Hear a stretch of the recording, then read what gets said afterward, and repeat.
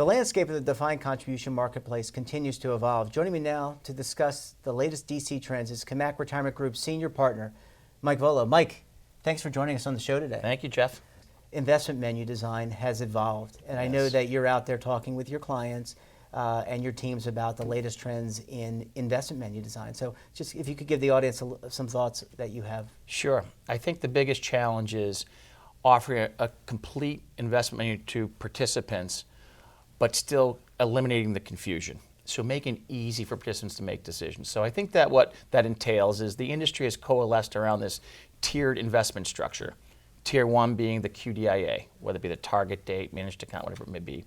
Tier 2 being a group of core investment options covering the various style boxes between fixed income and equity.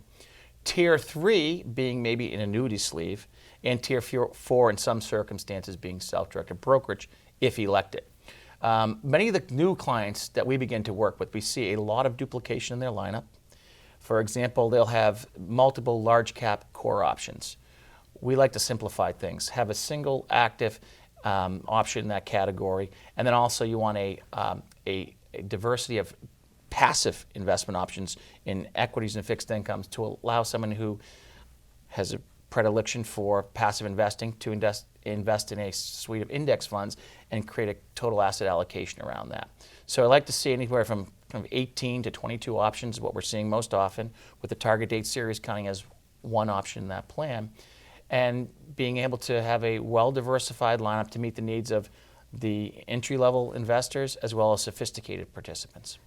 Passive versus active conversations. You mentioned wanting to satisfy all investor types, so that involves certainly having passive and active management, I would imagine. Absolutely. I think many years ago we saw some plan sponsors choose to go with purely a indexed lineup. And what we found, while the fees were lower, of course, which helps performance, I think there were many asset categories where they were underperforming active management. So we like to have both active and passive in the lineup, and again, allow that diversity of choice so someone can mix and match, or if they want to go all active or all passive, they have the ability to do that, particularly within that core lineup.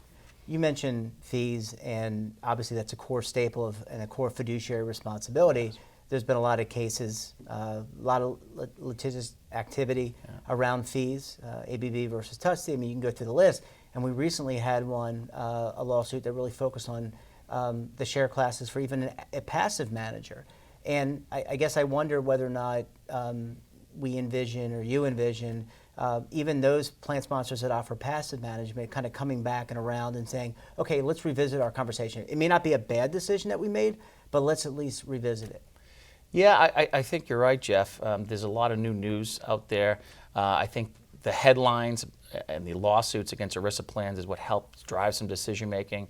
So at the end of the day, none of us have a crystal ball, but as long as we have a process we're following, we're sharing the data that's available at that time, and then making decisions based upon that, and all the time ensuring that whatever we're doing obviously is prudent in the best interest of the participants, and that looking at the fee aspect, they are reasonable based upon the services being provided. Mike Volo, thanks for joining us on the show today. Thank you, Jeff.